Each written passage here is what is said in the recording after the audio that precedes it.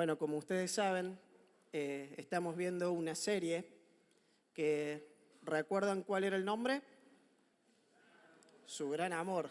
Ah, me hicieron trampa.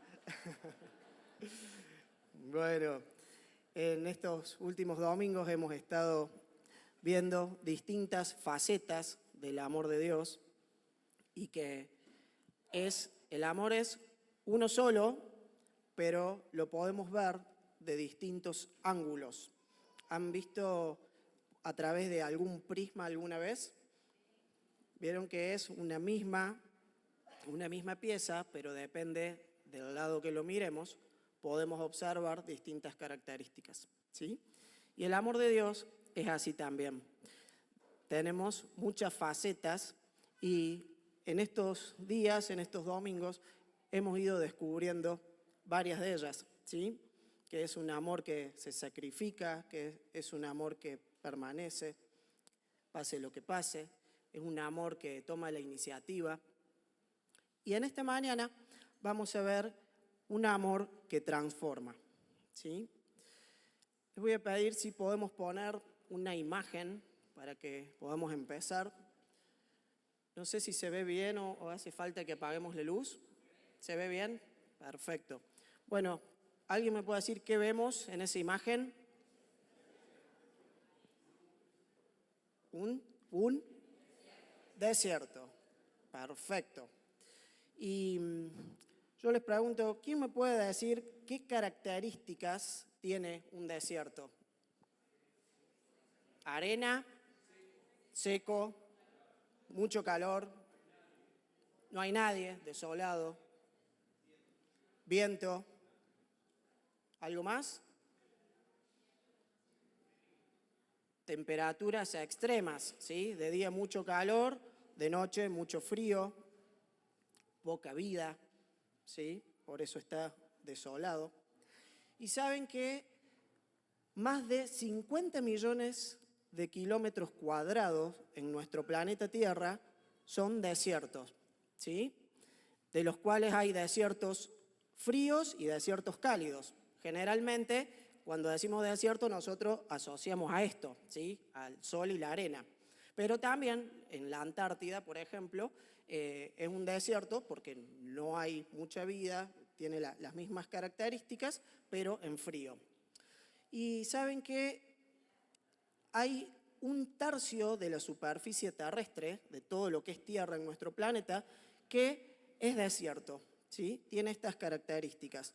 Y de estos desiertos cálidos, donde hay mucho sol y arena, hay aproximadamente entre unos 20 y 25 desiertos en el mundo. Esto depende cómo los computen en principales, secundarios, por eso depende la fuente. Hay algunos que tienen mayores extensiones, como el desierto del Sahara, y hay otros que son muy chiquitos, ¿sí? Saben que en casi todos los continentes hay desiertos. En Asia, en África, en América, tanto del sur como del norte. Y también en Oceanía. En el único lugar que no hay desierto es en Europa. Sí hay algunas pequeñas superficies un poco más áridas, pero que no llegan a catalogar como desierto. Ahora, saben que la palabra desierto proviene del latín, desertum, y significa justamente lo que estábamos diciendo, lugar abandonado, ¿sí? ¿Podemos pasar a la próxima imagen? No sé si se alcanza a ver, medio poco, o a lo mejor a mí me da mucho el reflejo acá. ¿Qué se ve ahí? Un desierto florecido, ¿sí? Esa es una foto del desierto de Atacama, ¿sí? Es un desierto que está al norte de Chile, acá en nuestro país vecino, limítrofe, y saben que el desierto de Atacama es considerado el lugar más árido del mundo, ¿sí? Es el lugar más árido, donde caen tan pocas precipitaciones que a veces cae medio milímetro, 1 milímetro de lluvia, y a veces que ha pasado 10, 15, 20, hasta 30 años que no ha caído ni un solo milímetro en ese desierto, ¿sí? Pero pasa algo que cuando cae una llovizna, pasa algo extraordinario. Hay semillas que están dormidas bajo la arena y cuando reciben la humedad de la lluvia, pasa esto que germina, brota y nacen un montón de flores multicolores. Hay violetas, rosas, amarillas, blancas y generan este hermoso espectáculo para los turistas, ¿sí? Podemos pasar a la otra. Este es otro desierto del Mojave. Es un desierto que está en Estados Unidos, ¿sí? Entre los estados de California, Arizona, Nevada, se encuentra esta gran superficie desértica. Y pasa algo parecido. En este lugar es considerado uno de los más calurosos del mundo. Es tan caluroso y tiene tan poca humedad que muchas veces, por los grandes vientos que hay y las altas temperaturas, se generan incendios, ¿sí? No hay nada, pero se generan incendios. Y esto, bueno, arrasa con lo poco que hay y quedan las cenizas. Pero ¿saben qué? Así como en el de Atacama había semillas bajo la arena, acá también. Perdón. Pero estas semillas son tan duras que cuando el calor llega a ellas, parte su cáscara y hace que broten y que germinan, ¿sí? Y nos encontramos nuevamente con este hermoso espectáculo, ¿sí? Un desierto florecido. Y la última imagen, esa es, vamos a poner uno de cada continente, así nos queda. Este es en África, en Namibia, al sudoeste de África. Se llama desierto del Namib, haciéndole honor al nombre del país. Y en este caso es parecido, pero no es solo por las semillas, sino que este desierto está en un lugar cercano a la costa, donde hay muchos ríos invisibles entre el mar y el desierto, ¿no? Y esos ríos subterráneos hacen que llegue humedad a esas raíces que están bajo la superficie y entonces así también germinan y genera oasis, espejos de agua y también vegetación a su alrededor, ¿sí?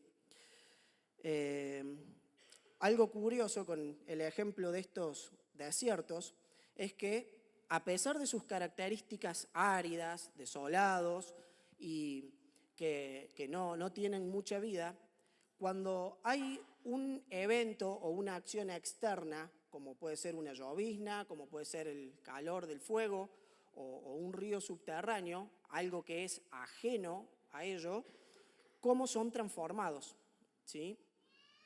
Y es por eso que el título de hoy, bueno, es el amor que transforma. Y justamente podemos comparar estos desiertos con el corazón humano, ¿sí? Con el corazón del hombre, donde desde el Edén, cuando entró el pecado, ese corazón fue contaminado y quedó vacío, desolado, árido, con muy poca vida, ¿sí? Y de la misma manera que estos desiertos son transformados por un elemento externo, como el agua y el fuego, nuestro corazón también puede ser transformado por el amor de Dios, ¿sí? Vamos a ver qué dice la palabra de cómo es nuestro corazón. En Jeremías 17:9 dice, engañoso es el corazón más que todas las cosas y perverso. ¿Quién lo conocerá?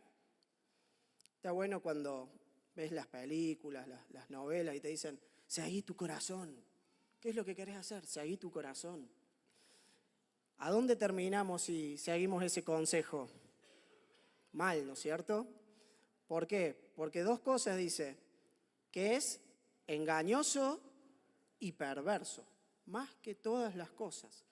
Eso es lo que tenemos vos y yo, ¿sí? Y es por eso que necesitamos ese amor de Dios para que ese corazón en esas condiciones sea transformado y pueda reverdecer, pueda tener este espejo de agua, dar vida y frutos, ¿sí?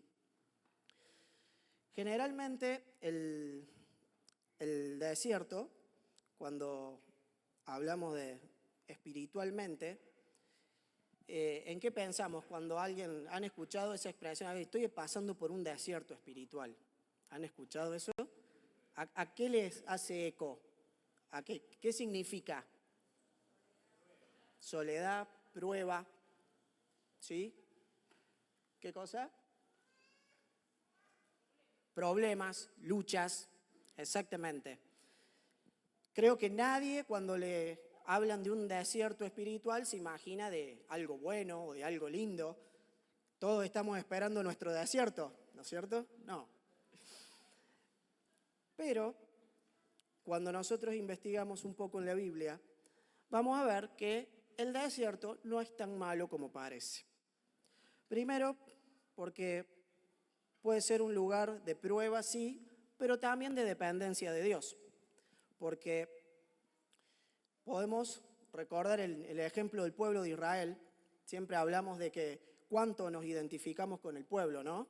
¿Sí? Como cristianos, de fracasos, que Dios los vuelve a buscar y volvían a fracasar y volvían a apostatar y Dios los buscaba nuevamente. Bueno, así somos nosotros. El pueblo tuvo prueba y tuvo provisión. Recuerdan que cuando tuvo hambre en el desierto, después que salieron de Egipto, Dios les dio el maná. Cuando tuvieron sed, Dios le dijo a Moisés que golpeara la roca y tuvieron agua. Dice que de día tenían una nube que los protegía del calor y de noche una columna de fuego que los iluminaba y los calentaba. ¿Tuvo pruebas el pueblo? Sí, pero también tuvo provisión. Lo mismo pasa en nuestra vida, ¿sí? Y justamente lo que hace el desierto es revelar si nuestro corazón confía en Dios o murmura contra Dios. Casi el pueblo. Llegó un momento que se estaba quejando de que habían salido de Egipto donde eran esclavos, pero allá tenían cebollas, ¿sí? Y nosotros, ¿cuántas veces somos así? ¿Cuántas veces nos quejamos de cosas que no tienen sentido o que no estamos viendo que Dios nos está proveyendo, ¿sí? En Deuteronomio 8:2 dice: recuerda cómo el Señor tu Dios te guió por el desierto durante 40 años, le está hablando al pueblo, donde te humilló y te puso a prueba para revelar tu carácter y averiguar si en verdad obedecerías sus mandatos. La Reina Valera dice, para probarte, para saber lo que había en tu corazón. ¿Sí? Entonces, podemos ver que el desierto es un lugar que prueba y también vemos la dependencia de Dios. También puede ser un lugar de encuentro con Dios. Recordemos que Moisés descubrió la zarza en el desierto, en un monte, esa zarza que no se consumía. Elías escuchó la voz de Dios en el viento, apacible, en el desierto, cuando estaba escondido, huyendo por su vida. Juan el Bautista también dice que preparaba el camino del Señor en el desierto, ¿sí? Preparaba al pueblo, preparaba a la gente para recibir al Mesías. Y es así donde podemos ver que ese lugar de encuentro también es un lugar de revelación, donde Dios se dio a conocer a las personas, Dios se dio a conocer al hombre, ¿sí? Y bueno, en ese momento es donde Él empieza a mostrar sus distintos atributos a cada uno. También el desierto puede ser un lugar de restauración. En Oseas 2:14 muestra que Dios lleva al pueblo al desierto para hablarle al corazón. Dice, la atraeré y la llevaré al desierto, hablando del pueblo como una esposa. Dice, la atraeré y la llevaré al desierto y hablaré a su corazón. Es el lugar donde Dios renovó el primer amor con el pueblo, ¿sí? La llevó y le habló tiernamente, dice otra versión, ¿sí? Entonces, hemos visto que el desierto puede ser un lugar de prueba y dependencia, de encuentro con Dios, de restauración. También puede ser un lugar de purificación. Estamos viendo que no es un lugar tan malo entonces el desierto, ¿no? Podríamos tomarnos unas vacaciones allí. de purificación. ¿Por qué? Porque es en ese momento o en ese tiempo donde Dios purifica nuestras motivaciones, ¿sí? Fíjense, hay algo curioso. ¿Cuánto tiempo tardó Israel, el pueblo de Israel, en salir de Egipto? En salir. Una noche, un día, ¿sí? Pero qué curioso que Egipto tardó 40 años en salir del corazón del pueblo, ¿sí? Porque Egipto, que significa la vida pasada, la vida anterior, la esclavitud al pecado, estaba arraigado en sus corazones, ¿sí? Y era algo que les costaba. Y por eso Dios, ¿qué tuvo que hacer? Meterlos en un proceso. Le dijo, ahora van a esperar 40 años porque los tengo que preparar, ¿para qué? Para poder entrar a esa tierra prometida. De la misma manera, nosotros salimos de Egipto el día que conocimos al Señor, pero hasta que llegamos a esa tierra prometida, tenemos que atravesar muchos desiertos, muchas situaciones donde Dios nos forma el carácter, ¿sí? En 1 Pedro, capítulo 1, versículos 6 y 7 dice, aunque tienen que soportar muchas pruebas por un tiempo breve, solamente en esta vida, y sí, que no es nada al lado de la eternidad de Dios, ¿no es cierto? Estas pruebas demostrarán que su fe es auténtica, está siendo probada de la misma manera que el fuego prueba y purifica el oro, aunque la fe de ustedes es mucho más preciosa que el mismo oro. Y fíjense que el desierto lo podemos comparar con el proceso de un orfebre para purificar el oro. Fíjense que el orfebre, ¿quién sería? Dios, y nosotros, el oro. El oro, no el loro. Aunque hay varios acá, pero... Me llamó la atención el proceso donde se purifica el oro. Dice que primero se pone en un lugar muy caliente, se lo expone al fuego, porque el oro viene mezclado con otros materiales, con otras impurezas, con otras escorias, se llama, otros metales. Entonces, el orfebre pone el oro a un fuego tan intenso, que esos materiales que no son impuros del oro salen para arriba y el orfebre los va removiendo, los va sacando. Así una y otra vez, realiza ese proceso hasta que ese material que está trabajando, ese oro, está listo. ¿Y saben cómo el orfebre sabe cuándo está listo? Cuando él se mira y puede ver el reflejo de su cara en el oro. Esto nos está hablando que Dios hace lo mismo. ¿Por qué tenemos que pasar pruebas? ¿Por qué enfrentamos situaciones? ¿Por qué pasamos desiertos?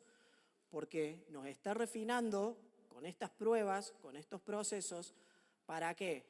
Para que su reflejo, el reflejo de su rostro, pueda verse en Diego. Para que el reflejo de Dios pueda verse en Matías. Para que el reflejo de Dios pueda verse en Lucas, en Armando. Y así en cada uno de nosotros, ¿sí?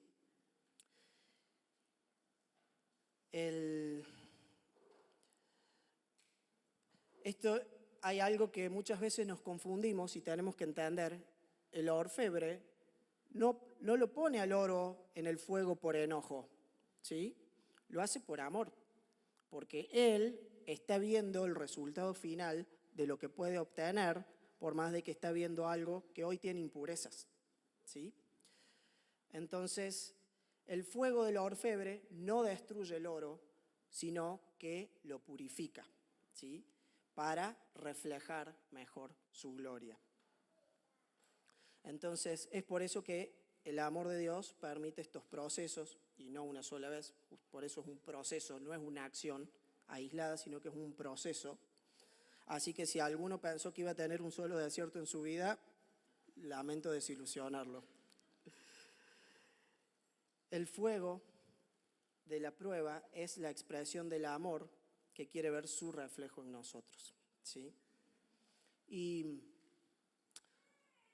yo siempre creo que Dios nos permite ver, como dice la expresión, el vaso o medio lleno o medio vacío. Y nosotros decidimos de qué lado lo vemos. Yo lo veo en mi propia vida, es decir, ¿y cuántos procesos que he pasado? ¿Cuántos desiertos? ¿Cuántas luchas? Enfermedades, hemos pasado situaciones económicas complicadas, hemos pasado situaciones familiares que no han sido fáciles, pero así todo, le doy gracias a Dios y hoy puedo decir gracias porque por ese proceso, Señor, que pasé, vos te acercaste más a mí, ¿sí? Pude estar más cerca de Dios, porque eso sirvió para aumentar mi fe, eso moldeó mi carácter, lo sigue moldeando.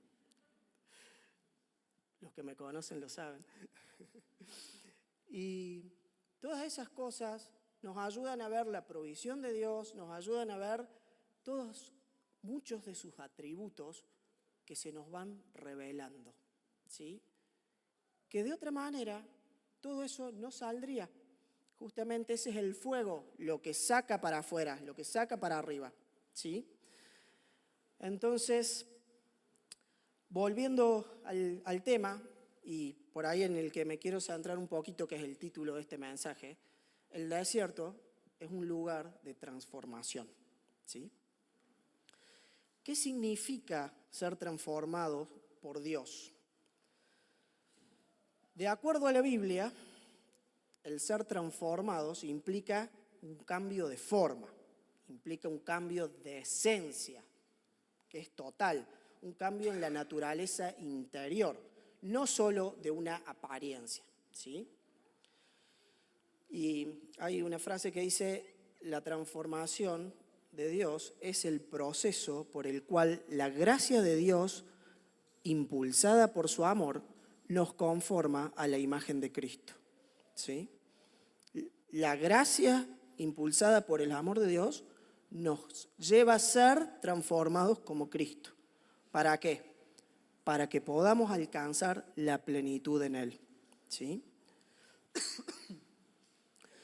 Cuando nosotros estamos aferrados a Cristo, podemos pasar valles, podemos subir al monte, podemos estar en medio de un desierto, pero si nuestros ojos están puestos en Él, todo es más fácil. Si nuestros ojos están puestos en Él, nosotros podemos salir adelante porque estamos viendo el enfoque correcto del lado de Dios. Si yo no entiendo eso, también lo podríamos comparar como el herrero. El herrero, ¿por qué golpea el hierro? ¿Y por qué calienta y golpea el hierro? ¿Porque lo odia? No, porque el herrero ya tiene su forma en la cabeza de cómo tiene que llegar a ser ese hierro, esa plenitud en Cristo. Nosotros somos el hierro y Él nos moldea. Y a veces nos hace falta que nos den unos martillazos o no. La palabra bíblica usada para transformar es un verbo griego que es conocido, se llama metamorfo. Seguramente la han escuchado varias veces y es de donde viene metamorfosis. Un ejemplo que siempre se usa para decir qué es lo que es una metamorfosis es el de la oruga con la mariposa. ¿Es lo mismo una oruga que una mariposa? ¿No? ¿La oruga qué es? Un gusano.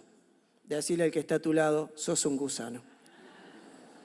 Espere, déjeme terminar, no se apure.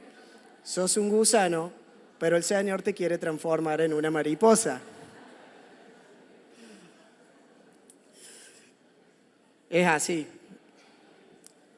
Lo podemos tomar como un chiste, pero cuando hablábamos recién de cómo es nuestro corazón, no dista mucho de lo que estamos diciendo, ¿sí? Pero también es una gran verdad de que así como Dios puede transformar un gusano feo en una mariposa hermosa, con un propósito de que vuele, de que ande por las flores, de la misma manera el Señor puede agarrar una vida destruida, una vida desolada, una vida árida, seca, sin amor, sin nada, y Él también la puede transformar en ese propósito, ¿Qué sería ser una mariposa? Poder estar en la plenitud de lo que Él quiere que hagas, ¿sí? Es posible, hermanos. A veces nos cuesta creerlo, pero realmente si pudiéramos tener un microscopio y ver ese proceso de cómo se transforma ese gusano en una mariposa, creo que quedaríamos muy maravillados, ¿sí? Fíjense que hay 2 versículos claves con esta misma palabra. Me interesó lo que es el ser transformados. Y uno está en Romanos capítulo 12, versículo 2, y dice: no imiten las conductas ni las costumbres de este mundo, más bien dejen que Dios los transforme en personas nuevas, al cambiarles la manera de pensar. Entonces aprenderán a conocer la voluntad de Dios para ustedes, lo que estamos hablando, la cual es mala, la cual es buena, agradable y perfecta, ¿sí? Es lo que estábamos hablando. Ahora yo me quedo con 2 cosas de acá. Dejen que Dios los transforme en personas nuevas. ¿Estamos de acuerdo? Y por otro lado, ¿cómo? Al cambiarles la manera de pensar. Entonces vemos que nuestro problema se origina en nuestra manera de pensar, ¿sí?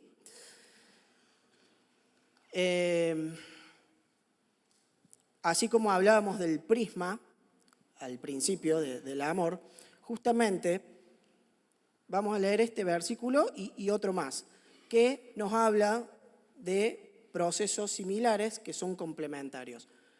El cambiar nuestra manera de pensar, o en la Reina Valera dice, por medio de la renovación de vuestro entendimiento, ¿sí? Por ahí es más conocida esa frase. Este es un proceso interno. La palabra original para renovar significa hacer de nuevo otra vez. Significa renovar desde dentro, como el gusano la oruga, ¿sí? Significa restaurar algo a su estado original, ¿sí? Y Dios no cambia solo lo que pensamos, sino que lo maravilloso es que Dios, cuando nos transforma, cambia cómo pensamos. No lo que, sino cómo pensamos, ¿sí? Y es ahí donde cambia de cómo percibimos las cosas, donde había temor, pone confianza, donde cambia cuando valoramos las cosas, qué valor le damos, de un placer temporal a algo que tiene valor eterno, a cómo decidimos cuando somos egoístas o pasamos a ser obedientes. Nos cambia cómo pensamos sobre Él, cómo pensamos sobre nosotros, ¿sí? Es muy distinto lo que nosotros pensamos a lo que dice la palabra de Dios, ¿sí? Ya vamos a ver con eso. Y yo no sé usted, pero sinceramente yo necesito que Dios cambie mi manera de pensar. ¿Cuántas cosas uno las hace por inercia, uno las hace en su humanidad y no dejamos que lo que Dios dice en su palabra nos defina? ¿Cuántas veces mis pensamientos son carnales, son humanos, son frágiles y nos llevan a lugares incorrectos, decisiones incorrectas? Y todo eso es justamente por lo que Dios necesita transformar nuestra manera de pensar. Y ¿saben qué? Dios lo hace por 2 cosas distintas, pero complementarias, como hablábamos. Por un lado, lo hace con su Espíritu Santo, ¿sí? Dice en 1 Corintios 2, versículo 10, el Espíritu lo escudriña todo para que entendamos lo que Dios nos ha concedido, ¿sí? Y hay cosas que nosotros las podemos leer en la palabra, pero que son locura. Entonces, dice Dios que necesitamos que el Espíritu nos dé ese entendimiento de lo que yo estoy leyendo, de lo que yo estoy aprendiendo. Porque un montón de gente ha leído la Biblia y no pasa nada. Sigue viviendo una vida mala, una vida desordenada, triste, perversa en algunos casos, y así, y leyó la Biblia. ¿Pero qué pasó? La palabra, si no tiene el espíritu, no sirve de nada. ¿Por qué? Porque lo que da el entendimiento es el Espíritu Santo, no solamente el leer. ¿Es necesario que leamos? Sí, por supuesto. Es así. Y justamente es el Espíritu Santo, es el que ilumina nuestro entendimiento, ¿sí? Nos enseña a ver el mundo como Dios lo ve. Hasta yo puedo leer la Biblia desde una óptica humana, de lo que yo estoy interpretando, de lo que yo estoy percibiendo, pero es justamente el Espíritu Santo el que viene y hace que, así, che, esto Dios lo ve así, quiere que nosotros lo veamos así. Y donde antes había un pensamiento humano, ahora hay un discernimiento espiritual, ¿sí? Eso es lo que en un versículo dice que es locura, que el Evangelio es locura a los demás. Y sí, en lo natural, en lo humano, es una locura perdonar a alguien que me hizo algo. Es una locura que si me pegaron en esta mejilla yo ponga la otra. Es una locura que si te llevé la carga una milla te la tenga que llevar otra. Esas cosas, Cristo vino a romper con ese esquema y fíjense que era algo que en el Antiguo Testamento estaba, ojo por ojo, diente por diente, dice, pero no, dice, yo ahora vengo a decir que se amen, ¿sí? Entonces, ahí está ese amor que nos transforma y el Espíritu transforma la mente para que, vuelvo a repetir, podamos ver al mundo como Dios lo ve, ¿sí? Como también dijimos, por un lado, Dios lo hace por el Espíritu y por otro lado lo hace con su palabra, ¿sí? Pablo nos dice en Colosenses 3, la palabra de Cristo habite en abundancia en vosotros. O sea, que las dos cosas son importantes. Es importante que el Espíritu me guíe, pero para que el Espíritu me guíe necesito tener una base que es la palabra, ¿sí? Se han cometido tantos desequilibrios con estas dos cosas, queridos hermanos, que se termina yendo hacia extremos muy opuestos.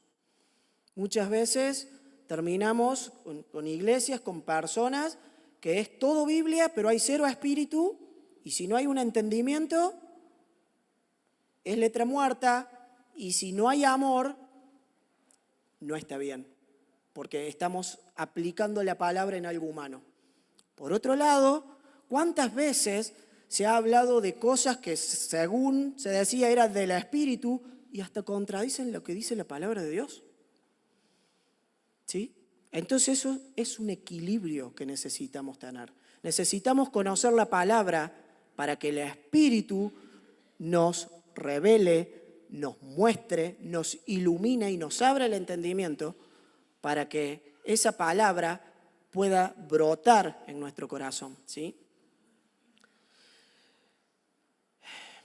Por ejemplo, hay creo que mucho de nuestro sistema de creencias humano que tenemos, ahí podemos ver cuando ese amor viene y lo transforma a través de la palabra. Porque cuando yo pienso, no puedo, la palabra me dice, todo lo puedo en Cristo que me fortalece. Cuando mi humanidad dice, yo no soy digno, la palabra me dice, eres escogido y amado por Dios. Cuando yo pienso que no tengo más esperanzas en mi vida, que soy un fracaso, que soy un desastre, la palabra me dice, yo tengo planes de bienestar y no de mal para ustedes, para darles un futuro y una esperanza, dice Jeremías. Entonces, la palabra reemplaza el pensamiento humano por el pensamiento de Cristo. Y ahí está el kit de la cuestión, ¿sí? Entonces, de lo que hablábamos esto, que necesitamos el equilibrio, en Efesios 6:17, dice, y tomad la espada del Espíritu, que es la palabra de Dios.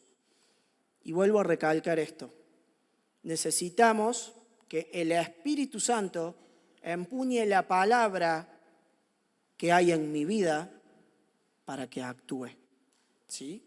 Necesita que no es algo mío, no es algo mío. Yo puedo tener mucho conocimiento, puedo saberme muchos versículos de memoria, puedo saberme libros de memoria de la Biblia, muchas historias, pero si no viene el Espíritu Santo y le da vida a eso y me ilumina y me muestra cómo Dios ve tal o cual situación, no me sirve.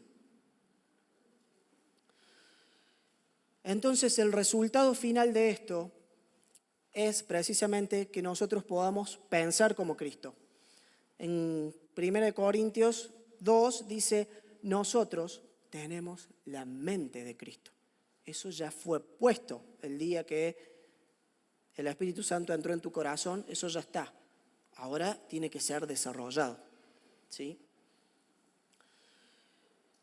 Cuando el Espíritu y la palabra renuevan nuestra mente, Cristo mismo se convierte en nuestro modelo a seguir, ¿sí? Y ahí es cuando nosotros sentimos como Cristo siente. Ahí es cuando nosotros juzgamos como Cristo juzga. Ahí es cuando nosotros amamos como Él ama, ¿sí? Reaccionamos como Él reaccionaría. El amor de Dios no solo cambia lo que haces, cambia cómo piensas y por ende cambia quiénes somos, ¿sí? Dios renueva la mente cuando el amor reemplaza el miedo, la verdad reemplaza la mentira y cuando el Espíritu reemplaza nuestra carne, ¿sí? En 2 Corintios 3 es el otro versículo.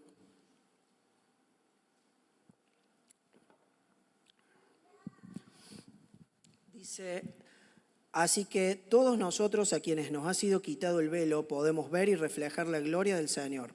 El Señor, quien es el Espíritu, nos hace más y más parecidos a Él a medida que somos transformados, otra vez la misma palabra, a su gloriosa imagen. Como decíamos, están muy conectados con el anterior de Romanos 2, porque habla del mismo principio, pero de un ángulo diferente. Y acá nos quedamos con dos cosas. El otro dijimos que era un proceso interno, como Dios cambia nuestra manera de pensar, nuestra mente. Y este es uno externo, pero complementario. ¿Cómo es eso? Porque nosotros al mirar a Cristo, algo externo, nuestro, dice que cuando nosotros miramos a Cristo, somos transformados y es por eso que al verlo a Él, empezamos a actuar, como decíamos, como Él ama, como Él piensa, como Él se correspondería. Y dos cosas de acá dice, nos ha sido quitado el velo. ¿Qué significa esto?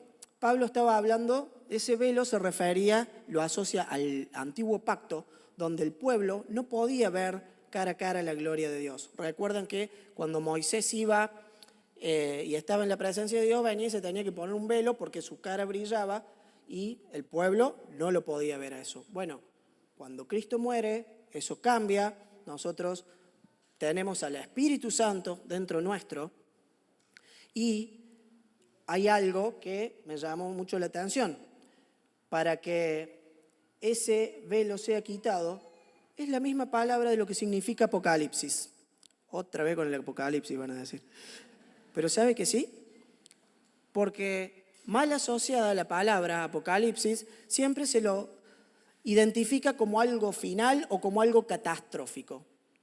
Y muy mal, porque Apocalipsis significa, en inglés está bien puesto el título, Revelation, significa revelación. ¿Qué es revelar algo? Correr el velo, sacar el velo de algo que ya estaba. Y eso es lo que nosotros necesitamos. Cristo estuvo siempre, nada más que nuestra vida necesita que se corra ese velo para poder verlo. Y así como todos los discípulos tuvieron esa revelación de Cristo, y déjeme decirle que no fue mientras caminaron con Él. Fíjense qué cómico. Pedro después lo negó y Jesús, como vimos en una de las prédicas pasadas, lo restaura. Y ahí Pedro tiene su revelación de realmente lo que Dios quería para su vida. Juan muchísimos años después de que Cristo muere, es el último de los apóstoles y tiene la revelación de Cristo y escribe Apocalipsis. Y así Pablo también, después de que dice que, bueno, ustedes conocen la historia, que cuando Pablo, después que se convierte, estuvo muchos años en el desierto, 3 años, fíjense dónde, en el desierto, estudiando la palabra, y dice que Cristo se le reveló. Dice, yo no lo aprendí porque no estuve con él, pero sí Dios se me reveló, ¿sí? Entonces, queridos hermanos, todos necesitamos tener esa revelación de Dios. Y no te estoy hablando de que lo conozcas, que vengas a la iglesia y ahora por eso canto, vengo, leo la Biblia. No. Estoy hablando en lo personal de cada uno, que podamos tener esa revelación de lo que Él es para nosotros. Y justamente es el desierto el que lo revela. Cuando pasamos por esos momentos, cuando pasamos por esa dificultad, por esa prueba, somos probados en ese horno, ahí es donde Dios se revela. Todo depende de cómo yo lo quiera tomar o no. Muchas veces Dios se me está revelando y yo estoy renegando. ¿Sí?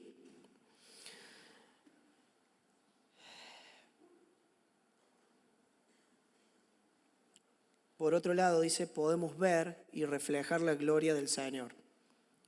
Y justamente esto es algo que cantábamos hace un rato en las canciones, hablábamos ayer en el cuarto de oración. La contemplación de Cristo es lo que nos transforma, es ese hecho externo. Porque el verbo que usa Pablo en ese lugar es como mirar por un espejo. Cuando yo veo eso que refleja, hace que yo... ¿Qué hace el espejo? La proyección de la luz pega, rebota y sale. Por eso es que vemos. Cuando yo veo a Cristo, cuando yo siento el amor de Cristo, cuando veo a mi hermano lo amo. Cuando veo que Cristo me provee, cuando veo a mi hermano en necesidad, lo ayudo. Y así podemos seguir diciendo un montón de cosas. Pero justamente, si yo no siento, si yo no veo, si yo no vivo lo que Cristo hace en mi vida, ¿cómo puedo reflejarlo a los otros? Y soy el primero en que siento esto de decir, qué palo, porque ¿cuántas veces hacemos las cosas por hacerlas y no pensamos en esto? Lo debo hacer porque Cristo lo hace conmigo. El problema es que muchas veces ni siquiera me doy cuenta que Cristo lo está haciendo en mí. ¿Sí? Cada encuentro con la presencia de Dios y con la palabra de Cristo revela algo nuevo de su carácter. ¿Sí?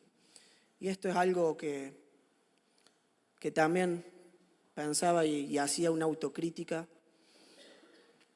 No puede ser que después de yo estar encerrado, orando, y me levanto de la presencia de Dios y salga igual. No puede ser que después de que esté en un tiempo de alabanza, de adoración, mi vida salga igual. Si yo sigo igual es porque algo no estoy entendiendo, es porque algo no estoy viendo, hay algo que se está manifestando, pero yo no lo estoy recibiendo. Porque no podemos estar en la presencia de Dios sin ser cambiados. No podemos estar en la presencia de Dios sin ser transformados. Y no te estoy hablando de emociones, ¿eh? No te estoy hablando de saltar, de aplaudir, no te estoy hablando de eso. Porque lo mismo te lo estoy diciendo en la oración. Cuando estás solo en tu cuarto y te levantaste y saliste igual y hay algo que estamos fallando. Soy el primero que me lo digo. Porque justamente necesito que Dios cambie mi mente. Necesito que Dios cambie mis pensamientos para poder entender eso. Pero bueno, la conexión entre el amor de Dios y el ser transformados es que el amor de Dios es el principio y la fuerza detrás de toda transformación. ¿Sí? Esa es la conexión que tenemos. La renovación de la mente y la contemplación de Cristo son los canales Son los canales por los cuales el amor de Dios transforma nuestro corazón. El amor de Dios inicia esa transformación revelándose hacia nosotros. Y fíjense, algo que Él no espera que nosotros cambiemos para mostrarse a nosotros, sino que Él se revela, se muestra para que nosotros cambiemos. En resumen, podemos decir que el desierto es un gran taller de Dios, ¿no?, para nuestra vida. Y para ir finalizando esto, recordaba que había visto una película que se llama Vantage Point, con algunos he charlado de ese tema, y está muy buena porque muestra una escena desde 4 puntos ópticos distintos de lo que pasó. Hay un atentado y bueno, muestran del punto de vista de que fue víctima, después del que cuidaba a la víctima, del que era el enemigo, del que estaba encargado de otra cosa, y así va mostrando, va volviendo y te muestra todo lo que pasó desde los distintos puntos de vista. Y quería comparar eso con unas historias de la Biblia. No lo vamos a leer por una cuestión de tiempo, pero después en tu casa podés, si te sentís identificado, podés sentarte tranquilo y pedirle al Espíritu Santo que te ilumine. Una es la historia de Oseas y Gomer. No sé si es tan conocida, pero Oseas era un profeta de Israel y Dios le pide algo medio loco. Dice, quiero usar tu vida para hacer una demostración y dejarle una enseñanza al pueblo y a las futuras generaciones. Busca una prostituta, cásate, tenés hijos y sabe que te va a traicionar. Pero la vas a ir a buscar, la vas a restaurar y vas a ver cómo eso significa, cómo es mi amor por mi pueblo Israel. ¿Sí? Es un paralelo que podemos hacer también entre Dios y nuestra vida. ¿Sí? Y fíjense que dice que cuando ella se va, lo traiciona, dice que vuelve a los suburbios, a su antigua vida de pecado, donde estaba sucia, maltrecha, y dice que Oseas fue y la buscó, por más de que ella estaba perdida, dice que la valoró porque fue y en ese lugar donde estaba, la compró con un valor, puso dinero, ¿sí? Dice que después la lleva a su casa nuevamente y la restaura sin ser humillada. No la regañó, no lo hizo público a todo el pueblo de lo que había hecho su esposa, sino que calladamente, sigilosamente la llevó a su casa y la restauró. Le tuvo paciencia, esperó que se purificara primero, ¿sí? No es que pasó por alto solamente el pecado, sino que la purificó y la volvió a ser su esposa, ¿sí? Ahora, yo digo, ¿qué es lo que representa Gomer? Y Gomer representa a todos los que han traicionado el amor de Dios, todos aquellos que se han alejado alguna vez o que pueden estar alejados hoy, buscando amor como ella, en otros amantes, dice la palabra. Representa a todos los que están buscando amor en otros dioses, en otros ídolos, en otros deseos, en otros placeres de hoy. Y como hablábamos del hijo pródigo, el hijo dice que vuelve, en este caso dice que Dios fue a buscar al pueblo. Oseas fue a buscar a Gomer. Otra historia, capaz que un poco más conocida, en Génesis 16, es de Agar. ¿Recuerdan la sierva de Sara y Abraham? La vida de Agar era de servicio a su señora hasta que un día tuvo la genial idea de hacer que se acueste con su esposo. Él no se opuso para tener un hijo.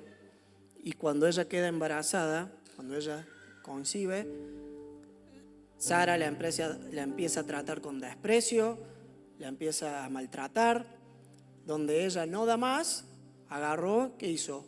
Huyó, se fue por el desierto y dice que Dios vio su dolor, porque ella fue usada como objeto, no fue amada como persona, fue despreciada, fue maltratada.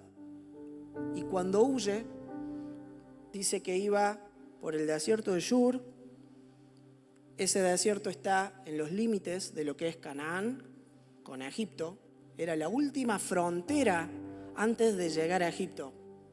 Como dijimos antes, Egipto representa nuestra vieja vida, nuestra vida de esclavitud, ¿sí? Pero ahí dice que se le aparece, cuando ella no daba más, estaba casi desfalleciendo, se le aparece el ángel de Jehová, se le aparece Dios mismo, la ve y ¿qué hizo? Reconoció cuál era su dolor, le dice, ¿qué estás haciendo? Estoy huyendo de mi sierva Sara. Y ahí es donde la buscó, la alcanzó, le habló y le dio dirección y promesa, porque le dice, sométete a tu señora, volvé, porque de tu hijo yo voy a hacer una descendencia innumerable. Fíjense que es en paralelo con la promesa que le hizo a Abraham, la misma promesa le hace a Agar, ¿sí? Y por último, dice que la sostuvo, abrió sus ojos, porque cuando abre sus ojos estaba en una fuente de agua, ¿sí? Donde ella pudo fortalecerse, y ese lugar es donde Dios le reveló su nombre, porque dice, El Roi, es el Dios que me ve, es el Dios que me ve. Y así Agar representa a todos los que son invisibles, todos los que se creen que nadie los ve, los que están desechados, los que se sienten marginados, aquellos que se sienten que el mundo ni los ve ni los valora. Es el alma que no busca a Dios, pero que Dios sí busca y que Dios sí encuentra. Y que aunque sea en el límite, Dios te frena y te dice, volvé, sométete, porque también tengo una promesa para vos. Otra historia es la de la mujer samaritana. Recuerdan que en Juan 4 Jesús estaba sentado en un pozo al mediodía, que es la peor hora en el desierto, y ahí apareció ella. Solamente era la única que iba a buscar agua en ese horario. Y eso se debe a que, bueno, era una mujer que vivía en la soledad, vivía con vergüenza, con rechazo, tenía un vacío espiritual. Seguramente su vida estaba marcada por muchas heridas, por desilusiones, y tenía una búsqueda en lugares equivocados, donde Jesús la confronta en ese momento y te dice la verdad. La confrontó para restaurarla. Le dice, 5 maridos tuviste y el que tenés no es el tuyo. Y cómo Dios transforma su vida. Dice que Jesús la buscó intencionalmente, le reveló su pasado sin condenarla, la valoró cuando la sociedad no lo hacía, le ofrece agua viva, una nueva vida interior. Ese es el punto de la historia. Y la convierte en un testigo. Dice que ella cuando sale de ahí va y predica en todo Samaria. Y es por eso que la mujer samaritana representa a todos aquellos que buscan saciar la sed interior en distintos pozos que no pueden dar vida, ¿sí? Por ejemplo, todos aquellos que buscan la aprobación, que buscan afecto, que buscan deseos, que buscan experiencias distintas. Pero todos esos pozos, ¿cómo terminan? Vacíos, terminan en fracaso. La mujer samaritana representa a todos aquellos sedientos que intentan llenar su vacío con relaciones, con placeres, con logros, pero siempre quedan insatisfechos. Y por último, la historia de Saulo de Tarso. Me parece que Richard me estuvo espiando el mensaje hoy. Saulo, como Richard dijo hoy y dice la palabra, era un perseguidor de la iglesia. Era el peor de los fariseos, el más celoso. Perseguía, los ponía presos a los cristianos, los mataba. Sin embargo, un día, camino a Damasco, Dios lo hace caer de su caballo y lo dejó ciego para que pudiera ver. ¿Sí? Lo tienen que llevar, oran por él, recobra la vista y su vida es transformada. ¿Sí? Y ahí es donde Dios le mostró gracia en vez del juicio que él tenía. Muy conectado con lo que veníamos viendo. ¿Cuál era su perspectiva humana? Conocía la palabra más que cualquiera. Más que cualquiera. ¿Pero qué le faltaba? El Espíritu.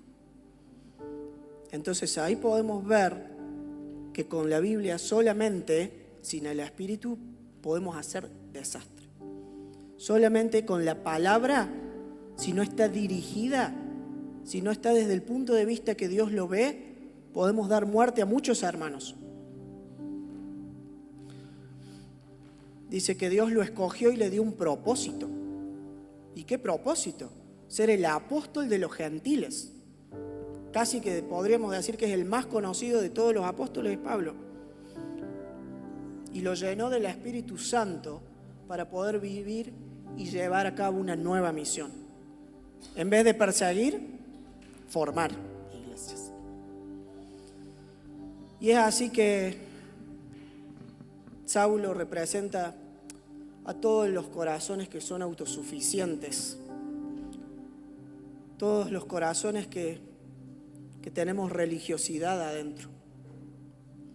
Y esto no lo estoy diciendo para ofender a nadie, porque todos tenemos un poco de esto. Corazones endurecidos. ¿Cuántas veces pensamos que estamos sirviendo a Dios y lo estamos haciendo desde nuestra propia forma?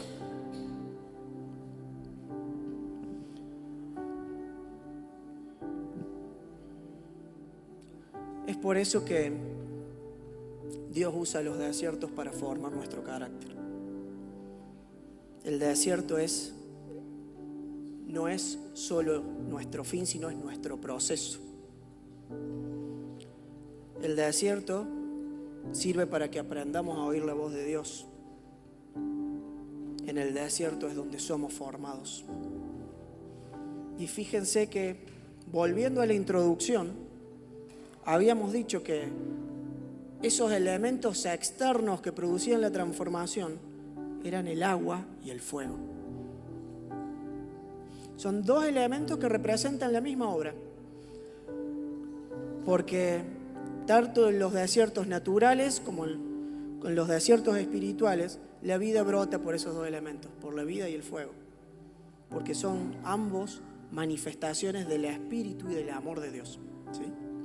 Son instrumentos de transformación. El agua lava el exterior y sacia el interior, como la mujer samaritana. Pero el fuego purifica lo profundo y enciende lo apagado. Si alguien necesita de esto en su vida, está en el Espíritu y la palabra para poder llenarlo. El agua representa el amor de Dios que nos restaura. Representa al Espíritu Santo y la palabra que limpia y renueva. Ese río oculto, como en el Namib, que da vida, representa su misericordia. En Isaías 35 dice: brotarán manantiales en el desierto y corrientes regarán la tierra baldía. El suelo reseco se convertirá en laguna y los manantiales de agua saciarán la tierra sedienta. así son nuestros corazones. El fuego representa ese amor que purifica, representa la presencia santa de Dios que consume todo lo que nos impide dar fruto. Es ese calor que quiebra las semillas del alma en nuestro interior. Es por eso que ese fuego representa su santidad y su poder.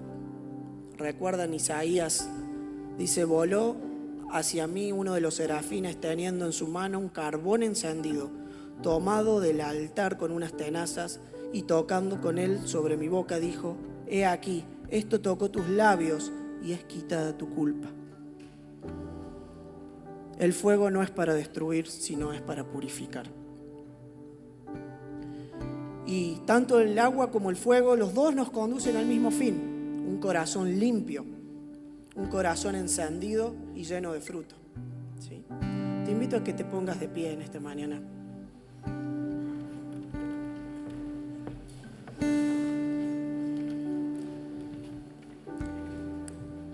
Y así como en algunos desiertos las semillas necesitan del calor del fuego para quebrar su cáscara, y después hay cenizas y después viene el brote. Si has pensado que el fuego de la prueba más de una vez ha arrasado con todo lo que tenías, con todo lo que sentías, con todo lo que sos, y que lo único que queda en tu vida son cenizas, Dios no teme en meterse en esas cenizas y con su fuego quebrar esa semilla que está enterrada en tu alma. ¿Sí? Todo lo que te parecía que era una pérdida puede convertirse en belleza, puede florecer. En Isaías 61 dice, a todos los que se lamentan en Israel les dará una corona de belleza en lugar de cenizas, una gozosa bendición en lugar de luto, una festiva alabanza en lugar de desesperación.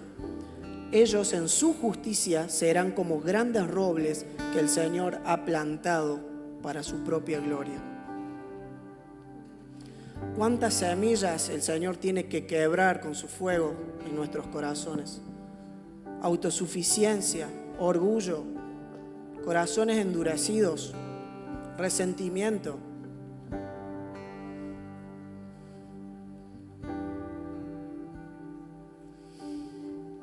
Y así también como están las semillas que tienen que ser quebradas su cáscara, también hay semillas que están dormidas y necesitan la humedad, que necesitan del agua, como dijimos, que lo hidrate, el agua limpia, el agua da misericordia.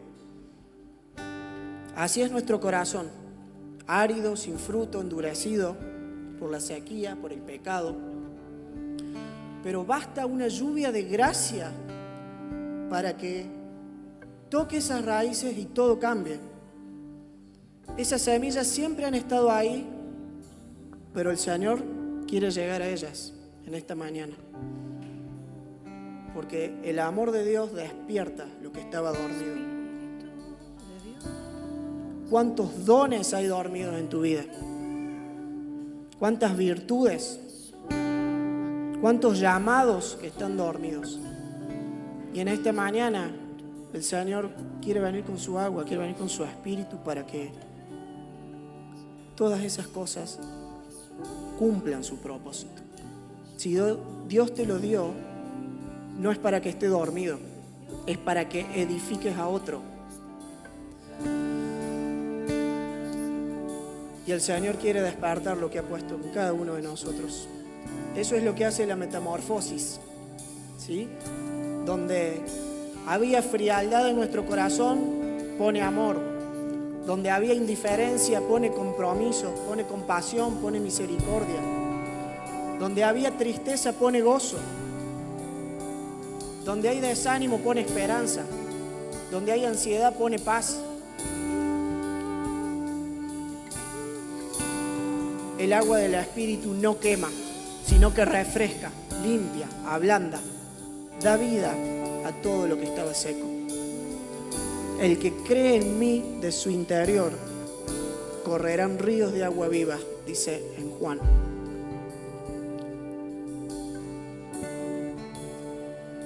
Te invito a que juntos podamos pasar un momento en su presencia. Dios, llena este lugar, nuestro corazón vuelve a despertar. Espíritu de Dios, sopla otra vez, nuestro corazón quiere responder. Espíritu de Dios, llena este lugar, nuestro corazón vuelve a despertar. Espíritu de Dios, sopla otra vez, nuestro corazón quiere responder. Espíritu de Dios, llena este lugar, nuestro corazón vuelve a despertar. Espíritu de Dios,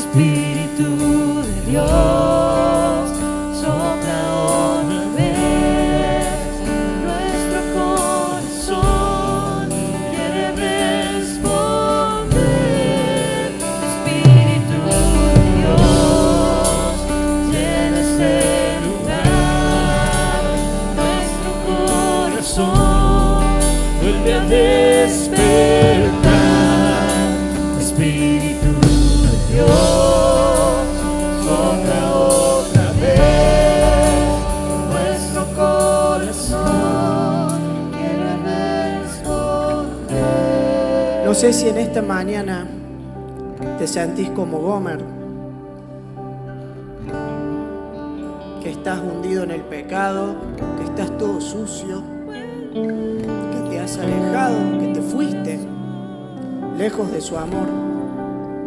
Pero el Señor en este mensaje te recuerda que así como Oseas fue y la buscó nuevamente, por más de que fuiste infiel, Él te vuelve a comprar por valor. Ya pagó con su Hijo en la cruz por tu vida. Te vuelve a traer a su casa para restaurarte sin humillarte, para purificarte y puedas tener un propósito en Él.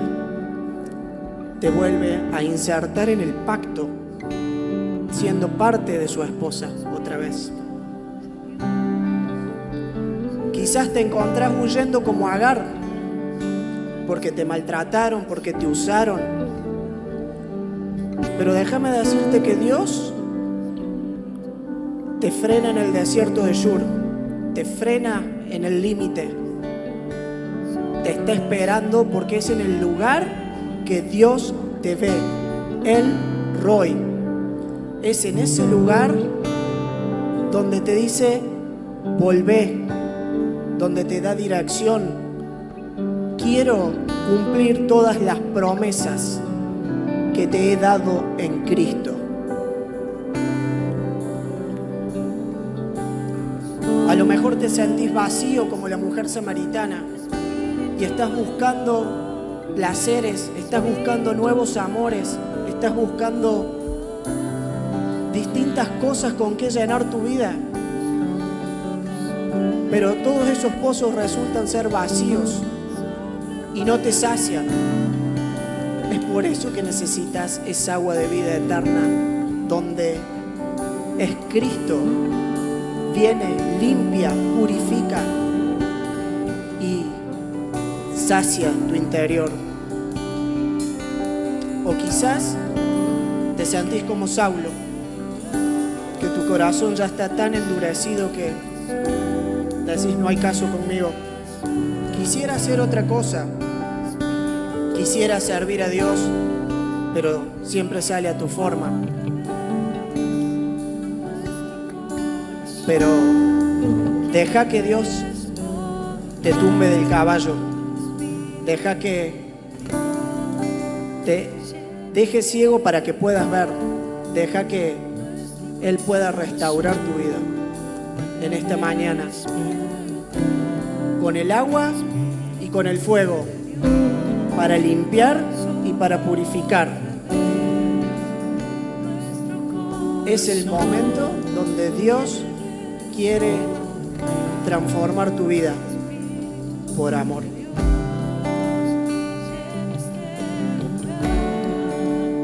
Nuestro corazón vuelve a despertar.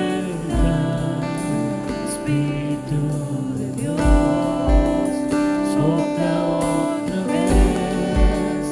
Nuestro corazón quiere responder. Espíritu de Dios, llena ese lugar. Nuestro corazón vuelve a despertar.